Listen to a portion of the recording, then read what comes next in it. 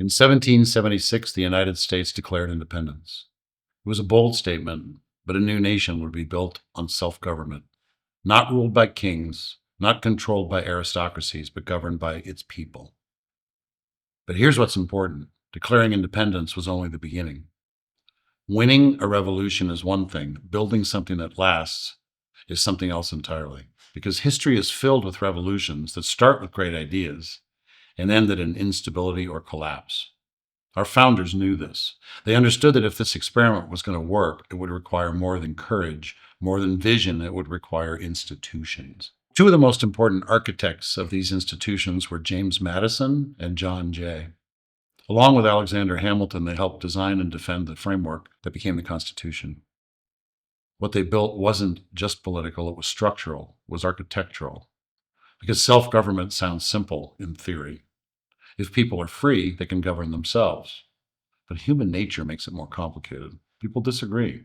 They pursue different interests. They bring ambition, bias, and competing priorities. So the real question wasn't how to govern perfect people. It was how to design a system that could function with imperfect ones.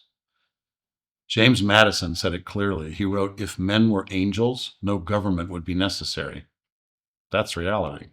And from that reality came design. The Constitution distributed power, legislative, executive, and judicial, each balancing the other.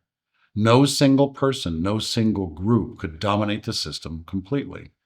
It wasn't designed for perfection, it was designed for resilience.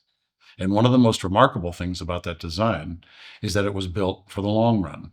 The founders knew they wouldn't see the future they were creating. They knew the country would grow and change and evolve. So the system itself had to be stable, but also flexible, strong enough to endure, but adaptable enough to evolve. That's rare leadership, designing something that outlives you with intention. Now, here's where institutions become incredibly important. They create trust. When systems are fair, predictable, and consistent, people are more willing to cooperate, to invest, to build.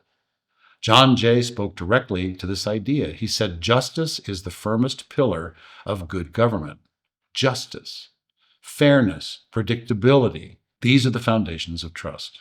And trust is what allows everything else to function, markets and businesses and even communities. Without trust, systems break down.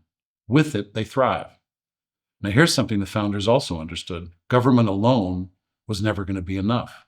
A healthy society needs institutions everywhere, schools and churches and civic organizations, and yes, businesses. Because businesses are institutions. They shape people, they shape culture, they create opportunity. When a business is first created, it's driven by energy and vision and hustle. But over time, something else has to happen. It has to become an institution with systems and structure and clarity. Because without that, growth creates chaos. With it, growth becomes sustainable. And here's the truth. Institutions are only as strong as the people who lead them. Systems can provide structure, but leadership provides character. Make no bones about it. Employees watch, and customers watch, and communities watch. And over time, they decide for themselves whether to trust you or not. Because culture is built through behavior, not intention. The founders thought in generations, not quarters. Washington stepped away from power, Madison designed for balance, and Jay reinforced the rule of law, all of them thinking beyond themselves. That's the essence of institutional leadership, building something that will serve people that you will never meet. And across this country today, this is happening every day. In communities, through schools, through our businesses, through local leadership. All of our institutions are connective tissue of society.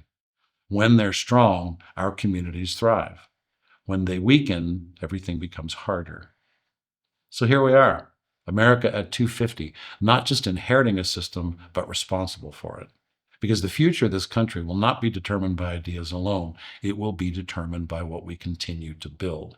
Not just businesses, not just success, but institutions strong enough to last.